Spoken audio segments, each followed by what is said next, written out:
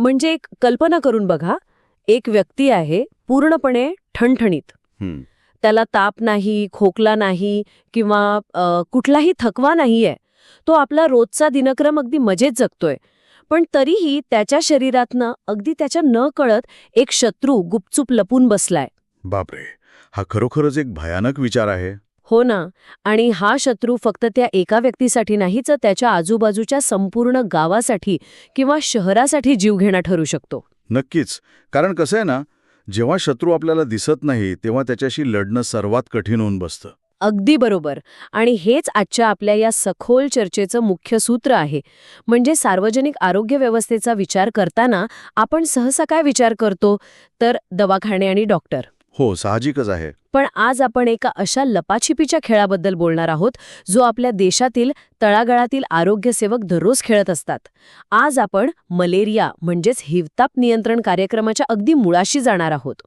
हा खूपच रंजक विषय आहे. या सखोल चर्चेत आपण समजून घेणार आहोत की आरोग्य सेवक आणि सेविका म्हणजे ज्यांना आपण MPW म्हणतो, ते ग्रासरूट स्तरावर काम करताना रक्ताचे नमुने गोळा करण्यासाठी कोणत्या शास्त्रशुद्ध पद्धती वापरतात आणि या संपूर्ण प्रक्रियेमागे किती अचूक विज्ञान दडलेलं आहे. आणि माहिती वाचताना ना मला प्रकर्षाने जाणवलं की मलेरियासारख्या आजाराला केवळ औषध देऊन संपवता येत नाही. अच्छा.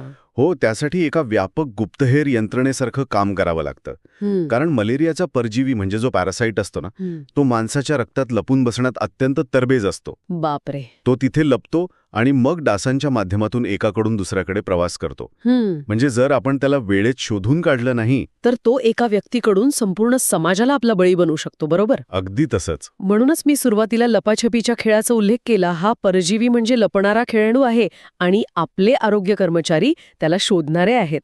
या शोधाची ना 2 मुख्य अस्त्र आहेत असं मला या माहितीतून समजलं. त्यातलं पहिलं अस्त्र म्हणजे सक्रिय रक्त नमुना संकलन किंवा ज्याला ॲक्टिव्ह केस डिटेक्शन म्हणजेच ACD असं म्हणतात. बरोबर. माहितीनुसार या प्रक्रियेत आरोग्य कर्मचारी आजारी माणसाची दवाखान्यात येण्याची वाट पाहत बसत नाहीत. ते स्वतः लोकांच्या दारात पोचतात. म्हणजे ही एक अशी यंत्रणा आहे जिथे आरोग्य सेवक आपल्या कार्यक्षेत्रातील प्रत्येक घराला दर 15 दिवसातून एकदा भेट देतात. हो, ज्याला पाक्षिक भेट म्हणतात. अगदी. पाक्षिक भेट किंवा फोर्टनाईटली व्हिजिट. पण मला सांगा, ही प्रक्रिया ऐकायला जेवढी साधी वाटते तेवढी ती नक्कीच नसेल ना? अजिबात नाही. या कामाची व्याप्ती प्रचंड मोठी आहे. तुम्ही विचार करा, एखाद्या कर्मचाऱ्याने दर 15 दिवसांनी हजारो भरांचा उंबरठा झिजवणं हे काही सोपं काम नाहीये. खरंच आहे. ऊन, पाऊस किंवा थंडी असो, या पाक्षिक भेटींचं चक्र कधीच थांबत नाही. आणि यामागील मुख्य उद्देश अतिशय स्पष्ट असतो. अशा व्यक्तींचा शोध घेणं ज्यांना सध्या ताप आहे किंवा गेल्या 15 दिवसात ताप येऊन गेलाय. म्हणजे ते नुसतेच विचारपूस करत नाहीत. नाही. या प्रक्रियेत आरोग्य कर्मचारी घरोघरी जाऊन तापाच्या प्रत्येक रुग्णाच्या रक्ताचे नमुने घेतात, ज्याला आपण स्लाइड्स बनवणं म्हणतो. आणि सोबतच RDT म्हणजेच रॅपिड डायग्नॉस्टिक टेस्ट किटद्वारे काही रुग्णांची जागेवरच तपासणीही केली जाते. अच्छा, म्हणजे लगेच रिझल्ट मिळतो. हो, आणि यातून समाजात जे लपलेले रुग्ण आहेत ते शोधले जातात. बरं, इथेच ना मला एक मोठा प्रश्न पडला होता आणि मला वाटतं नोंदी वाचताना हा गोंधळ अनेकांच्या मनात निर्माण होऊ शकतो. कोणता प्रश्न? समजा आरोग्य कर्मचारी एखाद्या घरात गेले. तिथे एका व्यक्तीला त्यांनी विचारलं की बाबा तुला ताप आहे का? ती व्यक्ती म्हणते मला आज अजिबात ताप नाहीये, मी पूर्णपणे बरा आहे. पण हो, आठवडाभरापूर्वी मला थोडा ताप आला होता, तो गोळी घेतल्यावर निघून गेला. आता अशा परिस्थितीत त्या व्यक्तीच्या रक्ताचा नमुना घेण्याची काय गरज आहे? म्हणजे जर आज ताप नाहीये, कोणतीही लक्षणं नाहीयेत, तर उगीच त्या व्यक्तीचं रक्त का काढायचं? हा प्रश्न वरवर पाहता अत्यंत रास्त वाटतो. पण याच प्रश्नाच्या उत्तरात ना या सक्रिय म्हणजे ॲक्टिव्ह शोधाचा खऱ्या अर्थाने मर्म दडलेला आहे. ते कसं? इथे आपल्याला मानवी शरीराची रोगप्रतिकारक शक्ती आणि त्या परजीवीचं वर्तन समजून घ्यावं लागेल.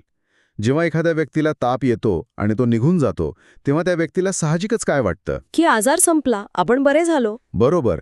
पण मलेरियाच्या बाबतीत अनेकदा असं होतं की ताप जरी गेला ना, तरी तो परजीवी त्या व्यक्तीच्या रक्तात सुप्तावस्थेत जिवंत राहतो. शरीर त्या परजीवीशी जुळवून घेतं, त्यामुळे ताप येत नाही, पण परजीवी तिथेच असतो. बापरे. म्हणजे ती व्यक्ती आजारी दिसत नसली तरी ती व्यक्ती आता एक कॅरियर म्हणजेच वाहक बनलेली असते. म्हणजेच त्या व्यक्तीला स्वतःला त्या परजीवीचा कोणताही त्रास होत नाहीये, पण तो शत्रू त्याच्या शरीरात चक्क आश्रय घेऊन बसलाय. अगदी तंतोतंत. आणि इथेच या लपाछपीच्या खेळातील सर्वात मोठा धोका सुरू होतो.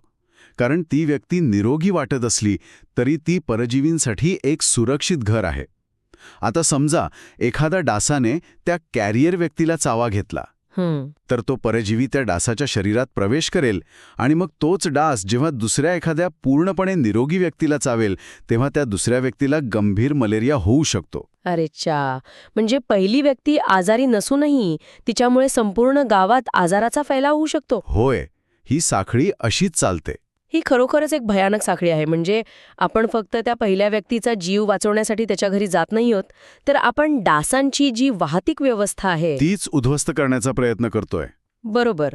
जो रुग्ण स्वतःहून दवाखान्यात पोचत नाही, ज्याला आपण लपलेला रुग्ण किंवा वाहक म्हणतो, त्याच्यापर्यंत पोहोचून आजार पसरण्याची ही अदृश्य साखळी तोडणं हाच या 15 दिवसांच्या चक्राचा मुख्य हेतू आहे. ही पद्धत म्हणजे जळत असलेल्या निखाऱ्यांवर आधीच पाणी ओतण्यासारखं आहे, जेणेकरून त्याचा मोठा वणवा पेटू नये. वा, हे उदाहरण खूपच चपखल आहे. हे समजल्यावर या सक्रिय पद्धतीचं महत्त्व नक्कीच पटतं. पण इथे एक दुसरी अडचण मला दिसते. कोणती? ही 15 दिवसांची वेळ खूप मोठी असू शकते. म्हणजे समजा आरोग्य कर्मचारी एखाद्याच्या घरी जाऊन गेले आणि त्याच्याबरोबर दुसऱ्याच दिवशी त्या घरातील एखाद्या व्यक्तीला तो संसर्गित डास चावला. असं होऊ शकतं. 3-4 दिवसांत तो माणूस गंभीर आजारी पडला, त्याला खूप ताप आला, थंडी वाजू लागली. आता तो माणूस आरोग्य कर्मचाऱ्यांच्या पुढच्या 15 दिवसांच्या फेरीची वाट थोडीच पाहू शकतो. जर 15 दिवसांचं हे एकच अस्त्र आपल्याकडे असतं तर ही पूर्ण सार्वजनिक आरोग्य व्यवस्था तर कोलमडूनच पडली असती ना. ती अगदी वास्तववादी आहे. गंभीर आजारी रुग्ण आरोग्य कर्मचाऱ्यांची वाट पाहू शकत नाही. हां. आणि येथूनच निष्क्रिय रक्तनमुना संकलन म्हणजेच पॅसिव्ह केस डिटेक्शन, ज्याला आपण PCD म्हणतो, त्याची गरज निर्माण होते. हा या नियंत्रण कार्यक्रमाचा दुसरा मोठा आधारस्तंभ आहे. याला आपण आरोग्य व्यवस्थेचं सुरक्षा जाळे किंवा सेफ्टी नेट म्हणू शकतो. अच्छा, म्हणजे या निष्क्रिय पद्धतीबद्दल ज्या नोंदी आहेत त्या सांगतात की जेव्हा एखादा रुग्ण स्वतःहून प्राथमिक आरोग्य केंद्र, ज्याला PHC म्हणतात, किंवा उपकेंद्र, सरकारी दवाखान्यात तापाच्या तक्रारीसाठी येतो तेव्हा ही पद्धत लागू होते. बरोबर. म्हणजे बाहेरून विभागात OPD मध्ये येणाऱ्या प्रत्येक तापाच्या रुग्णाची स्लाईड इथे घेतली जाते आणि हे काम तिथे असलेले लॅब टेक्निशियन किंवा तेथील आरोग्य कर्मचारी करतात. होय, कारण गंभीर रुग्णांना वेळेवर आणि तातडीने उपचार मिळण्यासाठी हे अत्यंत गरजेचं असतं. जेव्हा आजार बळावतो तेव्हा तो लपून बसलेला नसतो, तो उघडपणे हल्ला करत असतो. बरोबर. अशावेळी रुग्णाला मोठ्या वैद्यकीय हस्तक्षेपाची गरज असते.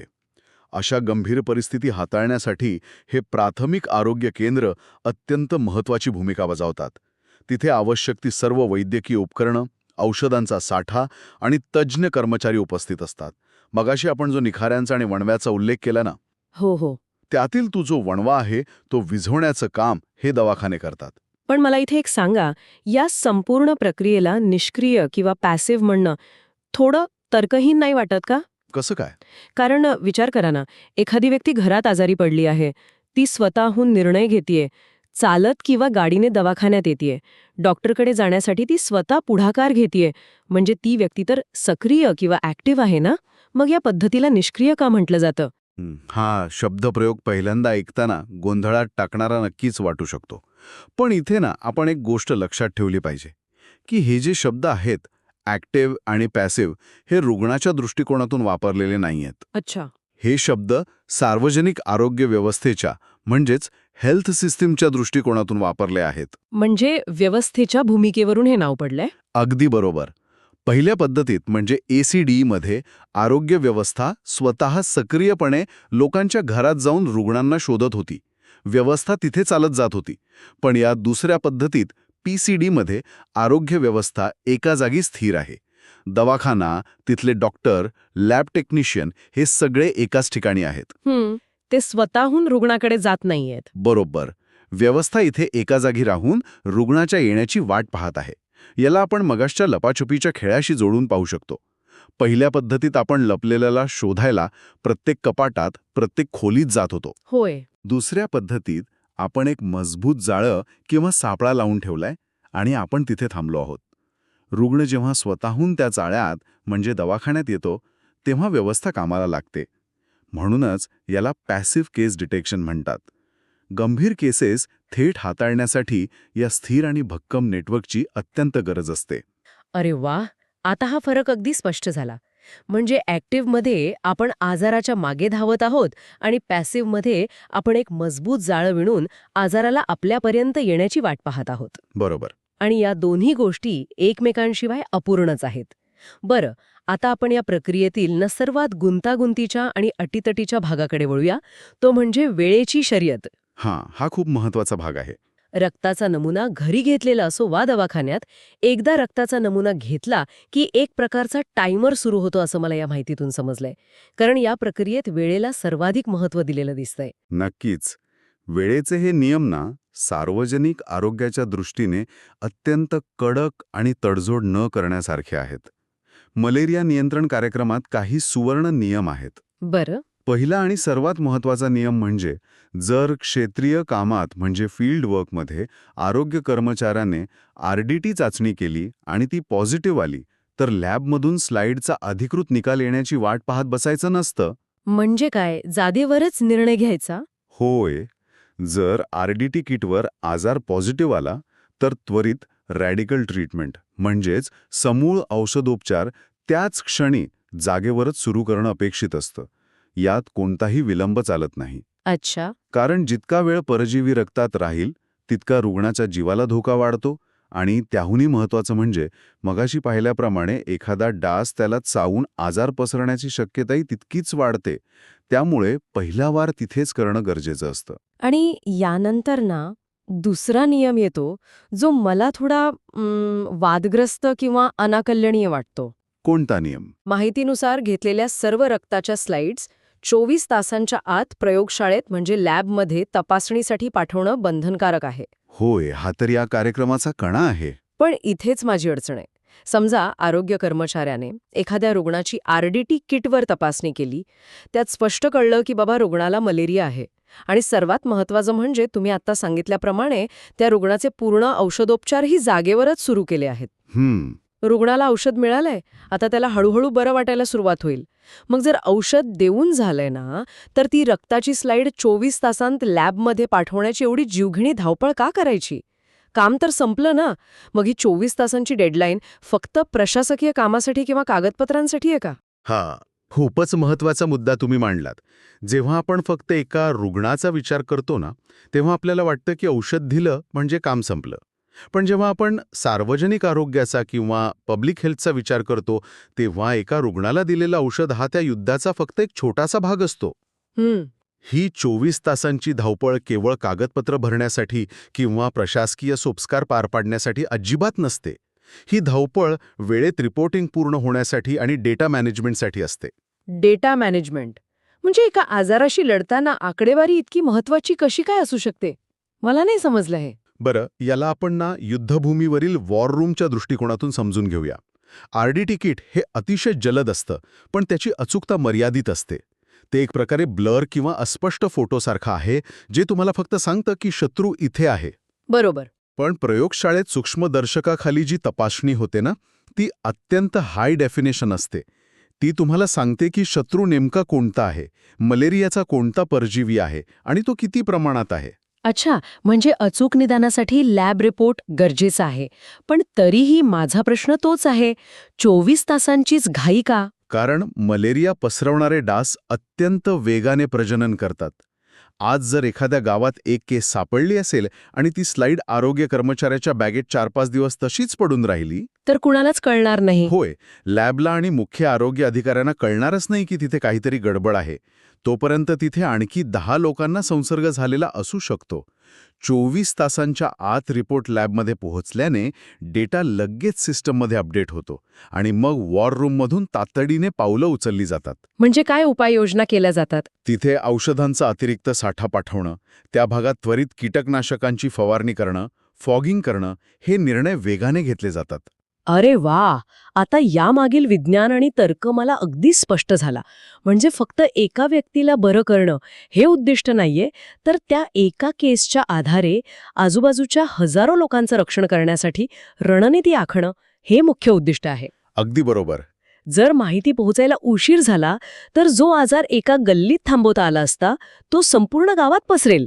माहितीचा प्रवाह हा प्रत्यक्ष औषधा इतका जलद असावा लागतो तर. अगदी अचूक. म्हणूनच उपचारांसोबतच 24 तासात स्लाईड पोचवणं हा केवळ नियम नाही, तर तो या रोग प्रतिबंधक यंत्रणेचा प्राण आहे. या संपूर्ण चर्चेतून ना एक गोष्ट प्रकर्षाने जाणवते की सार्वजनिक आरोग्य व्यवस्था ही आपण विचार करतो त्यापेक्षा कितीतरी अधिक गुंतागुंतीची आणि सूक्ष्म पातळीवर काम करणारी आहे. आपण पाहिलं की सक्रिय पद्धत आणि निष्क्रिय पद्धत या एकमेकींच्या स्पर्धक नसून त्या एकाच मोठ्या यंत्रणेची दोन चाकं आहेत. सक्रिय पद्धतीमुळे समाजातील लपलेला आजार, जे कॅरियर्स आहेत, त्यांना शोधून काढलं जातं आणि फैलाव थांबवला जातो. तर निष्क्रिय पद्धतीमुळे जे रुग्ण खऱ्या अर्थाने गंभीर आहेत त्यांना भक्कम वैद्यकीय आधार मिळून त्यांचे जीव वाचवले जातात. आणि या सगळ्याच्या केंद्रस्थानी आहेत आपले आरोग्य सेवक आणि सेविका. नक्कीच. त्यांच्या या नियोजनबद्ध कामामुळेच अनेक मोठ्या साथीच्या आजारांना आपण रोखू शकलो आहोत. हो.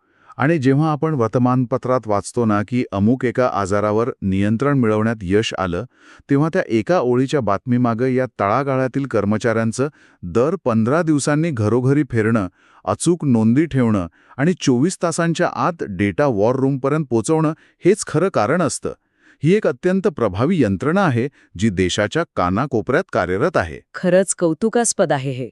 आणि या चर्चेच्या शेवटी आज आपण या सूत्रांमधून जे काही समजून घेतलं आहे ना, त्यावर आधारित एक वेगळा विचार मी मांडू इच्छिते, ज्यावर आपण सर्वांनी नक्की विचार करायला हवा. बरं. आपण आज पाहिलं की आपले आरोग्य सेवक दर 15 दिवसांनी लोकांच्या घरी जातात, कोणी आजारी आहे का याची माहिती गोळा करतात, ताप ट्रॅक करतात आणि त्याच्या नोंदी ठेवून लॅबमध्ये वेळेत पाठवतात.